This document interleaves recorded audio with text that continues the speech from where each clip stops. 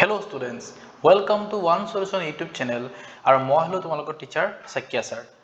আজি আমি exercise 2.1 start কৰিম। ইয়াত অকল এটাই কোৱেশ্চন আছে and the question is the graphs of y equals to px. Y equals to px মানে হৈছে as we know px মানে হৈছে polynomial of x. That means any polynomial with the variable x. For example 2x plus 3 এটা এটা polynomial হয় ইয়াত variable হৈছে x so ইয়াক আমি ক'ব পাৰো px সেই px পলিনোমিয়ালটোক আৰু এটা নাম দিয়া হয় সেই নামটো ইয়াত দিয়া হৈছে y বুলি সো কোৱেশ্চনত লিখা আছে the graphs of y equals to px are given in figure 2.10 আৰু ইয়াত দিয়া আছে যে for some polynomial px find the number of zeros of px in each case এই প্ৰতিটো কেছত number 1 number 2 number 3 কে ছটা কেছ আছে এই ছটা কেছতে আমাৰ যেটো ফিগাৰ দেখিছা যেটো গ্ৰাফ দেখিছা ইয়াত এক প্ৰতিটো পলিনোমিয়ালৰ কাৰণে 0 কেটা আছে উলিয়াব লাগে so we have to find number of zeros in each case আমি জানো স্টুডেন্টস যে যেতিয়া আমি 0 উলিয়াব লাগে তে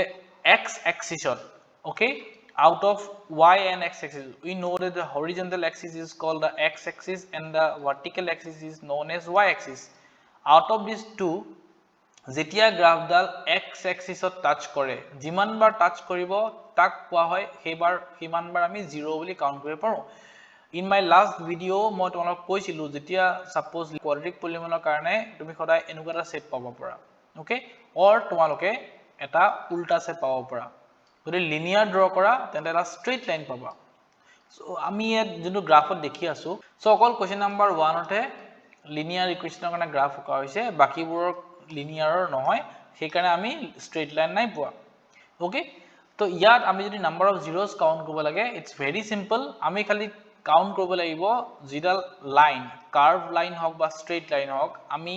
চাব লাগিব যে x এক্সিসত হেডালে কিমানবাৰ ইন্টাৰসেক্ট কৰিছে that will be the number of zeros তো ইয়াত আমি দেখিম যে x এক্সিস এডাল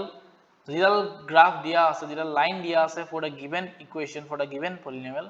হেডাল আছে এডাল since this line didn't touch the x axis so number of zeros will be here 0 so yet etao 0 nai okay next question yat graph dal enake goise aru ami dekhisu je x axis ot ei point ot katise am I right students baki ei jintu intersecting point hoyto y axis ot ase amak lage kol x axis ot ei graph dal kol ebare katise so number of zeros here will be only 1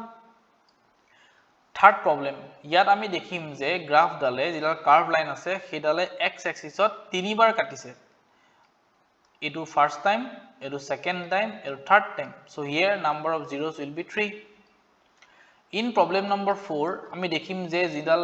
curve line আছে হেডালে x এক্সিসত দুবাৰ কাটিছে this is the first time this is the second time so here number of zeros will be 2 correct and For problem number 5, yet kiman bar katise? Let us count 1, 2,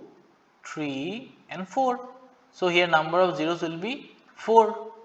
And lastly, in question number 6, ami count koru ek bar, du bar, tini bar. Touch kora mano intersect kora bujabo. So it was a 3 because tini bar touch korise. So basically, ami eto mone rakhibo lagibo je how many times the straight line or the curved line how many times it touch the x axis that is the